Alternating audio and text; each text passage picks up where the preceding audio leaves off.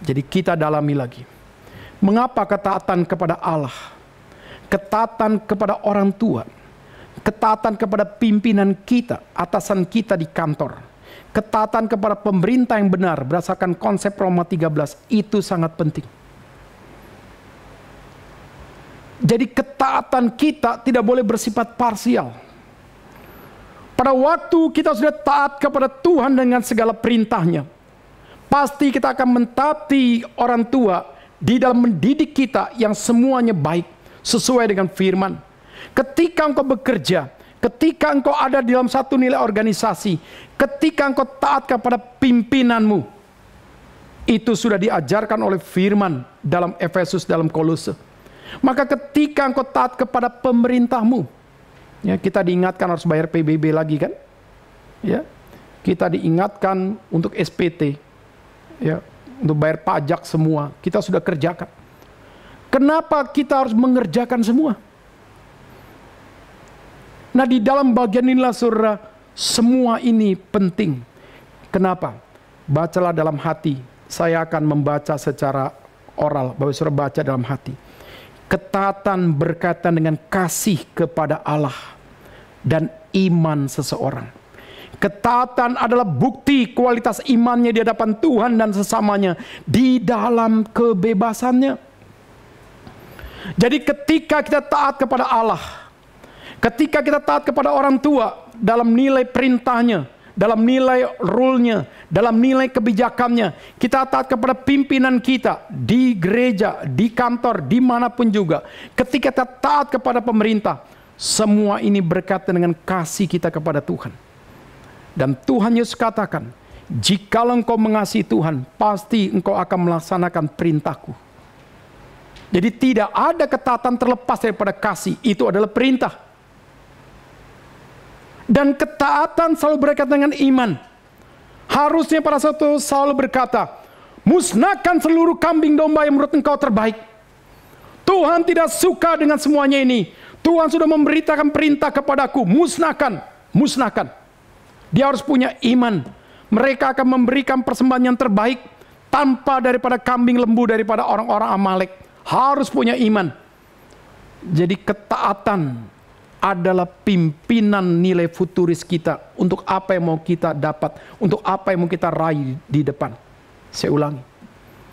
Ketaatan adalah pimpinan untuk nilai futuris kita ke depan, untuk apa yang mau kita raih, untuk apa yang kita dapat.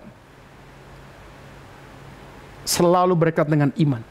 Jadi ketika kita ingin tahu nilai ketaatan seorang, kasih dia kebebasan. Adam, seluruh pohon dalam taman ini boleh kamu makan. Seluruh. Tapi pohon pengetahuan yang baik dan jahat tidak boleh kamu makan. Bebas, tapi terbatas. Bukan bebas sebebas-bebasnya. Jadi selalu ketaatan diuji di dalam kebebasan. Maka kalau engkau sedang mendidik anakmu, jangan engkau berjiwa posesif yang total. Nanti dia seolah-olah menjadi anak yang baik karena sistem posesifmu. Nanti kalau dia bebas baru tahu dia liar luar biasa. Boleh dikontrol, tapi jangan sampai terlalu diikat. Boleh dikasih kebebasan, tetapi tetap dikasih satu batasan. Sehingga dalam bagian itulah kita memainkan peran untuk melihat dan menguji kualitas daripada ketaatan anak kita. Ketaatan daripada rekan kerja kita, ketaatan kepada anak buah kita, selalu berkaitan dengan pola ini. Jadi ketaatan seseorang adalah bukti kualitas iman di hadapan Tuhan dan sesama ketika kita ada dalam kebebasan. Maka hati-hati dengan kebebasan, karena setan bisa menciptakan kebebasan secara pola berpikir. Setan bisa menciptakan kebebasan dalam nilai kita merasa aman. Setan bisa menciptakan kebebasan dalam nilai daripada lahiriah. Semua bisa. Tapi kebebasan berpikir free thinker, itu hati-hati. Setan bisa kasih itu. Jangan kita berpikir kita punya kebebasan secara nilai daripada kita merasa aman. Paling kita baru tahu, zaman sekarang pun dimanapun kita bisa tidak aman. Kenapa? Secara satelit kita bisa dipusatkan di mana rumah kita berada. Semua gerak-gerik kita bisa ketahuan, semua pembicaraan di rumah semua bisa ketahuan. Kita berjalan dengan mobil, nomor kita, HP kita, semuanya sudah dikaitkan dengan nomor pada satelit. Maka semua pembicaraan kita, lokasi kita, semuanya ketahuan. Ya. Bahkan kalau kita ingin tahu di mana rumah kita, lihat pakai Google Street. Ya, saya pernah melihat di grup misalnya Beverly, saya pencet Beverly berapa, semua kelihatan. Gereja, kelihatan. Nanti 1 bulan berubah lagi, 2 minggu bisa berubah lagi. Belum lagi ada CCTV. Tetapi saudara, di balik itu, yang lebih penting, kita tahu, Tuhan itu Maha tahu. Tuhan itu Maha hadir. Tuhan itu Maha kuasa. Maka kita tidak boleh main-main dengan perintah Tuhan. Dan kita tidak boleh berpikir apa yang menurut kita enak. Berpikir menurut kita itu memuaskan dalam kacamata bahasa dan suara-suara setan yang ditanamkan dalam hati kita. Jadi ketaatan berkaitan dengan kasih kepada Tuhan. Maka engkau akan menjalankan perintah Tuhan. Ketaatan berkaitan dengan imanmu kepada Tuhan, maka engkau punya peperangan di dalam kebebasanmu sampai engkau tidak mau menyakiti hati Tuhan. Filipi 2:8, Paulus mengatakan, Kristus taat sampai mati. Jadi taat kita adalah taat sampai mati. Bukan katakan engkau taat, aku taat. Tidak. Suami istri nggak bisa berkata, papa taat, maka aku taat. Papa tidak taat, aku tidak taat. Papa selingkuh, aku juga selingkuh. Itu berarti ketaatan bargaining. Ketaatan dalam komitmen adalah ketaatan yang total. Dalam seluruh aspek, kita tunjukkan kualitas kita sebagai anak Tuhan yang berkualitas. Aku taat kepada pimpinan perusahaan ini karena dia memuaskan aku, kasih gaji dan fasilitas. Pada waktu aku minta naikkan gaji tidak dikasih, fasilitas tidak dikasih, aku tidak taat. Berarti ketaatanmu bisa dibeli dengan uang, celaka. Ketaatanmu begitu sangat murah. Ya. Ada laki-laki taat dengan seorang wanita. Kenapa? Karena dia merasa dipuaskan seksnya. Maka apapun yang diminta oleh wanita itu dikasih. Berarti ketaatan seorang laki-laki itu adalah ketaatan yang murahan. Ketaatan dalam nilai pelacur. Jadi dalam bagian nilai saudara, ketaatan kita adalah satu ketaatan yang bersifat total. Karena itu menunjukkan karakter kita. Dan karakter kita adalah taat sampai mati. Menunjukkan kita sudah ditebus oleh Kristus. Dan di dalam 1 Petrus 1 ayat 18 dan 19. Juga dikatakan Kristus menebus kita di dalam nilai ketaatannya. Supaya kita menjadi taat. Saya ulangi. Kristus menebus kita dalam nilai ketaatannya. Supaya kita menjadi orang yang taat kepada Dia. Berarti kalau kita sungguh-sungguh hidup dalam Kristus, potensi memberontak kita, potensi kita melawan Tuhan, potensi kita kompromi, potensi kita menipu Tuhan tidak ada lagi. Kenapa? Kuasa Kristus ada dalam hati kita. Jadi di sini saudara kita melihat apa upahnya bagi kita yang sungguh-sungguh mentaati Tuhan dengan total. Saul tidak diberkati Tuhan karena melanggar perintah Tuhan. Tapi di dalam bagian firman dikatakan oleh Tuhan Yesus dalam Lukas 11 ayat 28. Tuhan memberkati umatnya. Kata memberkati perlu digaris bawahi. Yang taat padanya. Yang taat pada firman Tuhan. Dan yang menjalankannya. Tuhan akan mengasihi orang seperti ini. Jadi marilah kita saudara. Menjadi orang yang mau disertai Tuhan dan diberkati oleh Tuhan.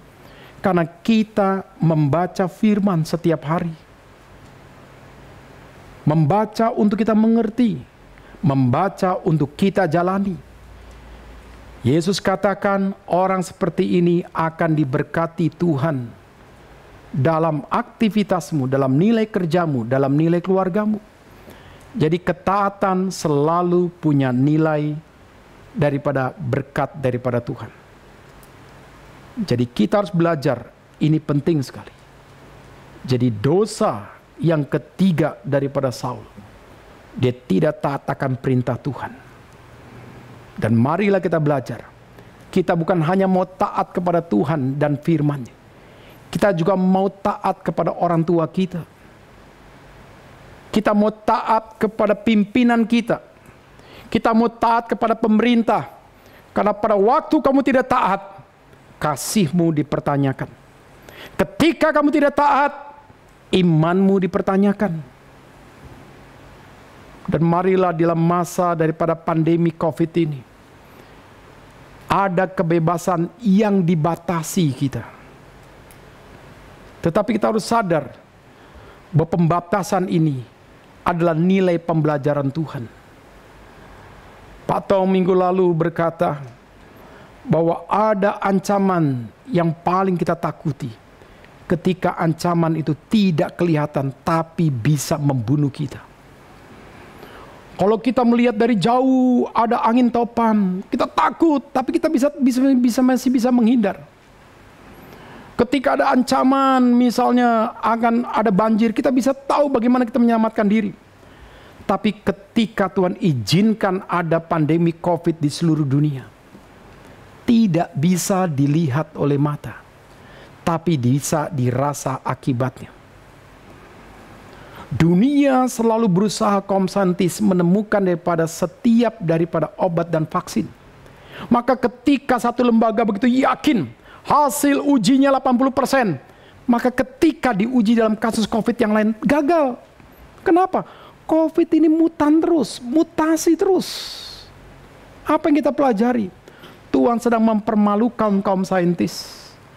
Kamu pikir kamu manusia dengan otaknya bisa meredam semua ini? Tuhan ingin tunjukkan otak manusia, keahlian manusia, itu kecil di mata Tuhan. Tapi bagaimana dengan sikap kita? Sikap kita tetap dalam masa seperti inilah kita belajar.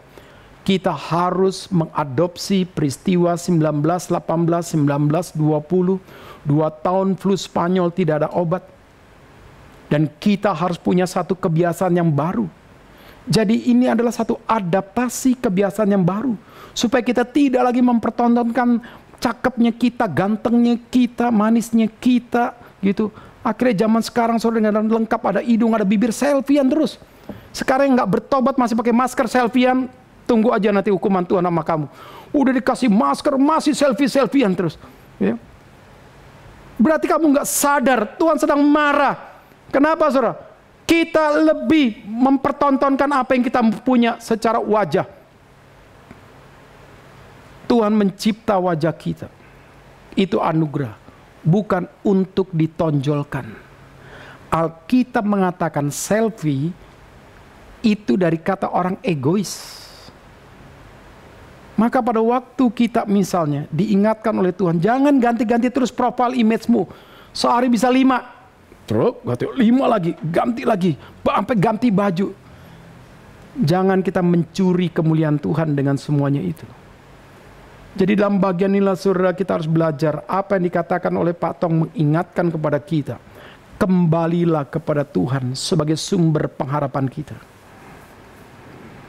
Dan kita tetap menjaga protokol di dalam aspek kita berkomunikasi dan berelasi. Jadi kita harus belajar di tengah masa seperti ini juga jangan spekulasi. Menganggap kita kuat, tidak bisa. Jangan kita juga jadi orang parno dan psikomatis, menganggap semua jadi ancaman. Tidak. Jadi dalam bagian inilah kita sedang diajar bagaimana seharusnya dalam masa seperti ini kita lebih taat akan perintah Tuhan. Kasihilah Tuhan Allahmu dengan segenap hatimu, dengan segenap jiwamu, dengan segenap akal budi, dan kasih sesama. Kasih Tuhan dalam segenap firman-Nya. Kekasihi sesama dalam nilai supaya orang lain bisa melihat kasih Tuhan. Dan engkau harus juga taat kepada orang tuamu, engkau harus taat kepada atasanmu, engkau harus taat kepada pemerintah. Tuhan memberkati kita, baik yang hadir di gereja, baik kita yang hadir di rumah.